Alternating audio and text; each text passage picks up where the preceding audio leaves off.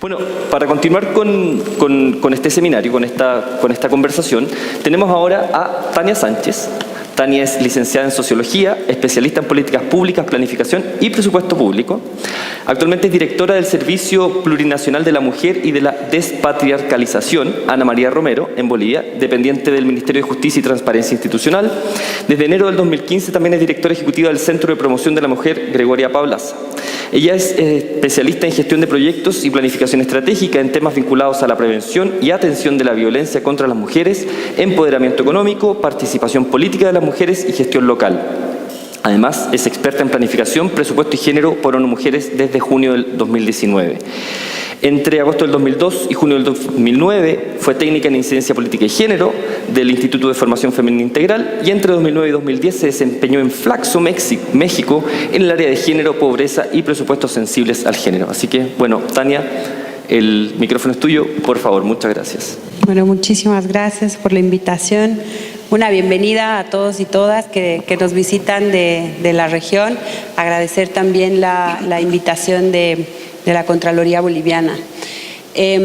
Como les decíamos, creo que, y bueno, como Luciana comentaba, para Bolivia y en particular para las mujeres bolivianas, el proceso que en el que venimos trabajando estos últimos 13 años hace a cómo visibilizamos más la presencia, la participación de las mujeres en todas las áreas de desarrollo económico en nuestro país, sin que cuando se hable de mujeres se piense que se habla solo de violencia, solo de salud sexual reproductiva, solo de educación.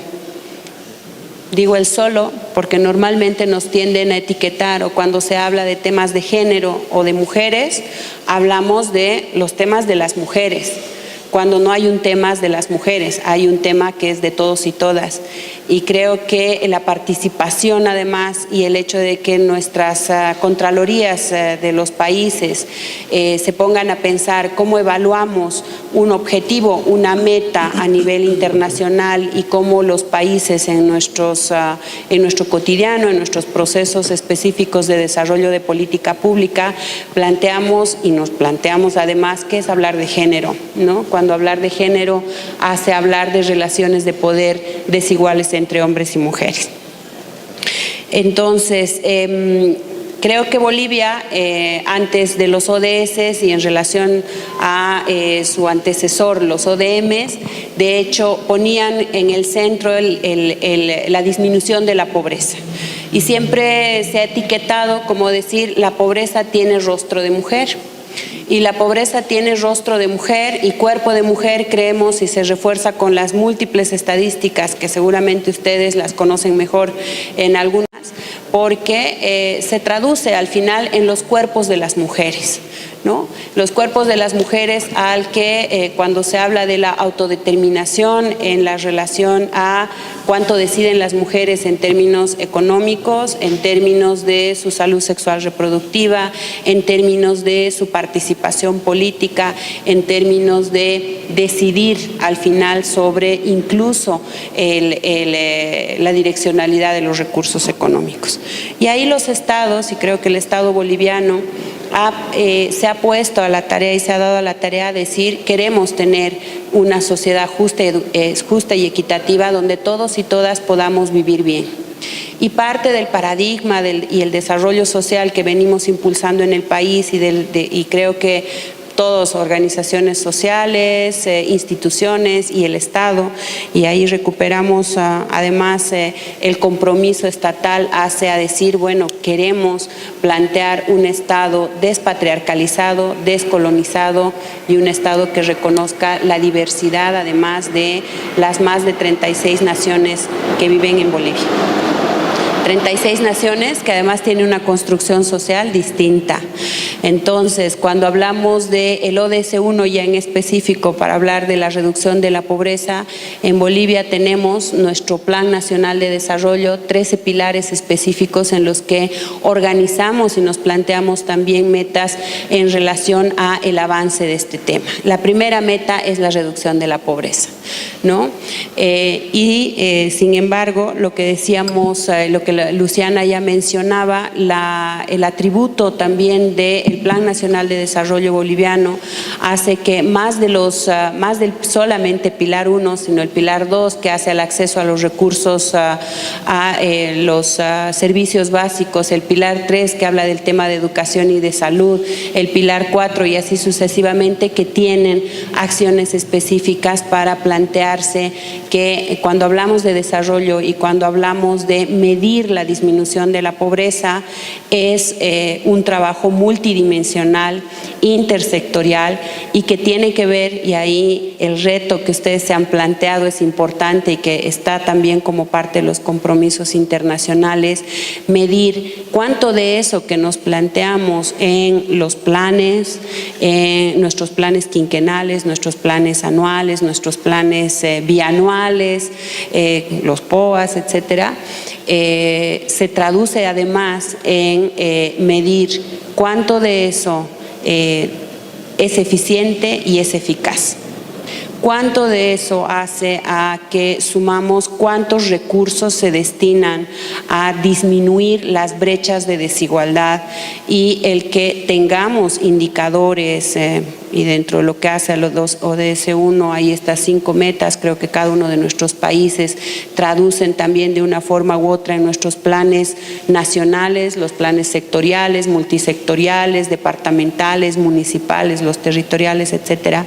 Nos planteamos metas, pero cuánto de lo que está en la primera parte de estos planes se traduce en los recursos y en el presupuesto público.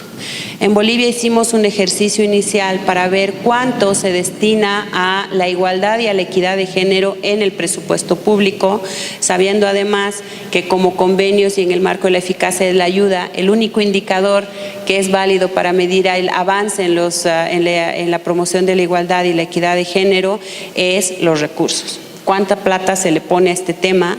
Pero ¿cuál es el tema? ¿No?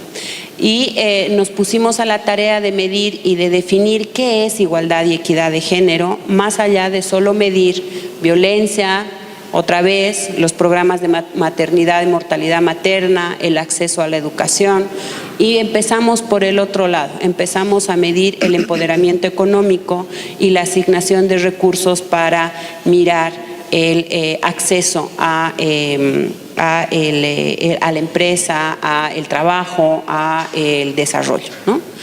Y como decía Luciana, del 16% de recursos nacionales que van a los municipios, el 20% del presupuesto del país se destina a gobernaciones y municipios.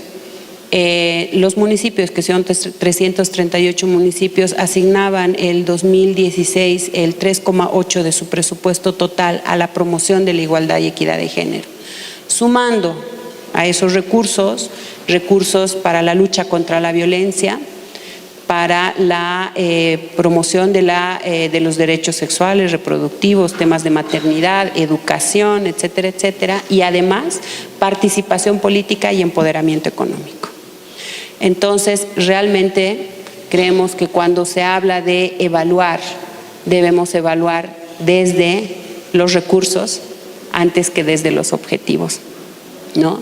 Porque creo que, y lo que nos ha pasado también a nosotros y en el país, tenemos una normativa de avanzada en relación al ejercicio de los derechos de las mujeres que están muy vinculados al tema de la pobreza. Hemos avanzado muchísimo, se ha reducido la pobreza a el 50% en 10 años, el índice de pobreza extrema es del 12%, hace unos años era el 22%, estamos avanzando.